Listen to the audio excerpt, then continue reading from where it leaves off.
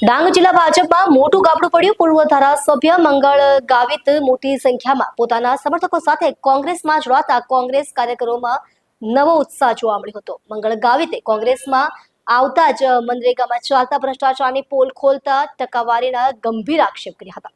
ગુજરાત પ્રદેશ કોંગ્રેસ અને ડાંગ જિલ્લા કોંગ્રેસ દ્વારા જન આક્રોશ સભાનું આયોજન કરવામાં આવ્યું હતું। પ્રદેશ પ્રમુખ અમિત ચાવડા, વિધાનસભાના વિપક્ષ નેતા તુષાર ચૌધરી, ધારાસભ્ય અનંત પટેલની આગેવાનીમાં યોજાયેલ જન આક્રોશ સભામાં વર્તમાન સમયમાં સામાન્ય નાગરિકોને પડતી હાલાકી સાથે ભાજપ સરકારની કામગીરી, વ્યાપક ભ્રષ્ટાચારને લઈને સરકાર ઉપર ગંભીર આક્ષેપ કર્યા હતા। જન આક્રોશ સભામાં ડાંગ જિલ્લાના પૂર્વ ધારાસભ્ય અને દિગ્ગજ નેતા મંગળ ગાવિત તેમના હજારો સમર્થકો સાથે ભાજપને રામ રામ કરી કોંગ્રેસમાં ઘર વાપસી કરી હતી। મંગળભાઈ ગામિતે સભામાં ડાંગ જિલ્લામાં મનરેગા યોજના અંતર્ગત ચાલતા કામોમાં ભાજપના ધારાસભ્ય વિજય પટેલના ભાઈ દ્વારા ભ્રષ્ટાચાર થતો હોવાના આક્ષેપ કર્યા હતા અને સરપંચો પાસે 8% લેવાતા હોવાનું જણાવ્યું હતું। મંગળ ગાવિતે ઉપસ્થિત સૌ કોઈને હાથ છોડીને ભાજપમાં જવા બદલ માફી પણ માંગી હતી। અમિત ચાવડાએ સરકાર ગરીબ વિરોધી, આદિવાસી વિરોધી અને સરકારમાં માત્ર નેતાઓનો વિકાસ થતો હોવાનું જણાવ્યું હતું। ઘર વાપસી એટલા કારણ કર્યું છે કે આ ભાજપને ભ્રષ્ટાચારની સરકારમાં ભ્રષ્ટાચાર અટકતો નથી। એમાં કામ માટે ભ્રષ્ટાચાર થાય, પણ યોજનાકીય પણ ભ્રષ્ટાચાર થાય। યોજનાનો લાભ ગરીબ લોકો લેવા જાય ત્યાં પણ છે તો પૈસા આપવા પડે, અને ખુલ્લે આમ છે તો સરકાર જ્યારે ભ્રષ્ટાચાર કરતી હોય એના વિરોધમાં આપણે બોલતા હોય તો આપણને બોલવા દેવાનો અધિકાર નથી। સરકારના વિરોધમાં કોઈ બોલી શકે નહીં, બોલે તો એના પર એક્શન લેવાય। આ બધી પરિસ્થિતિને ધ્યાનમાં લઈને હું મારું જે અસલ ઘર એ ઘર વાપસી કરી છે। મનરેગામાં ભ્રષ્ટાચાર તો ડગલે ને બગલે થાય છે। પહેલા સરકાર સીધું છે તો સરપંચ મારફતે લાભાર્થીને છે તો લાભ આપતો હતો। અત્યારે તો જે પણ લાભ આપવાનો થાય તે પહેલાં છે તો વહીવટી મંજૂરી લેવી પડે। વહીવટી મંજૂરીના પહેલાં જ છે તો 10% જેટલી માતબર રકમ છે તો લઈ લેવામાં આવે, અને એ આપવા માટે ક્યાંક છે તો ખેડૂતો પોતાની જમીન ગીરવે મૂકે, ક્યાંક છે તો એમની મિલકત વેચી અને એ છે પૈસા આપે તો વહીવટી મંજૂરી મળે। વહીવટી મંજૂરી મળે પછી એ કામ થાય ન થાય, પણ પહેલાં પૈસા લઈ લેવાના। આ સરકારના તાઇફાના કારણે હું ત્રસ્ત થઈને આ કોંગ્રેસમાં પાછો આવ્યો છું।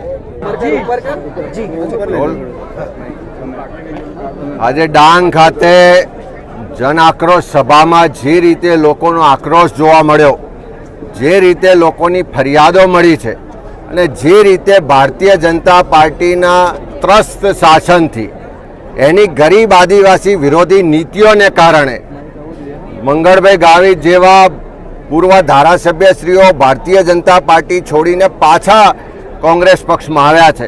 એ તમામ હકીકતો, તમામ લોકોની જે ફરિયાદો છે કે આદિવાસી વિસ્તારમાં ચારે તરફ ભ્રષ્ટાચાર ચાલે છે, મોટા પ્રમાણમાં સરકારી કચેરીઓમાં કમિશન જે લેવાય છે, ખાસ કરીને મનરેગા યોજનામાં 10% કમિશન એડવાન્સમાં માગવામાં આવે છે, અને એ પણ ધારાસભ્યના નજીકના સગાઓ દ્વારા માગવામાં આવે છે। નલ સે જલ યોજનામાં મોટું કમિશન લેવાય છે। મનરેગામાં ઠેર ઠેર દરેક ગામમાંથી સરપંચો પાસે, લાભાર્થીઓ પાસે કમિશન લેવાય છે।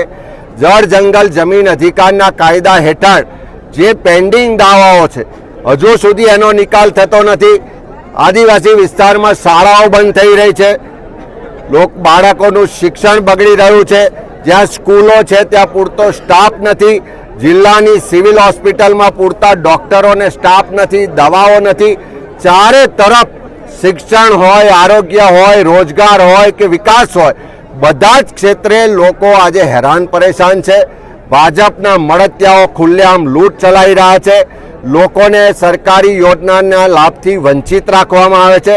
આદિવાસી સમાજનો જે અધિકાર છે એ છીનવી લેવામાં આવે છે।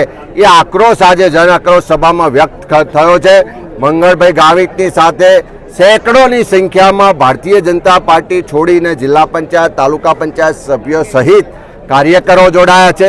એમની એક જ ફરિયાદ છે, એક જ આક્રોશ છે કે આ સરકાર ગરીબ વિરોધી સરકાર છે, આ સરકાર ભ્રષ્ટાચારી સરકાર છે, આ સરકાર આદિવાસી વિરોધી સરકાર છે। અને એક તરફ વિકાસ સપ્તાહ ઉજવ્યું, આખા ગુજરાતમાં તમારા મારા પરસેવાના ટેક્સના પૈસાથી વિકાસ સપ્તાહના નામે સરકારે જે તાઇફા કર્યા, જે ઉત્સવો ઉજવ્યા, અને બીજી તરફ આજે મંત્રીઓના રાજીનામા લેવાય છે,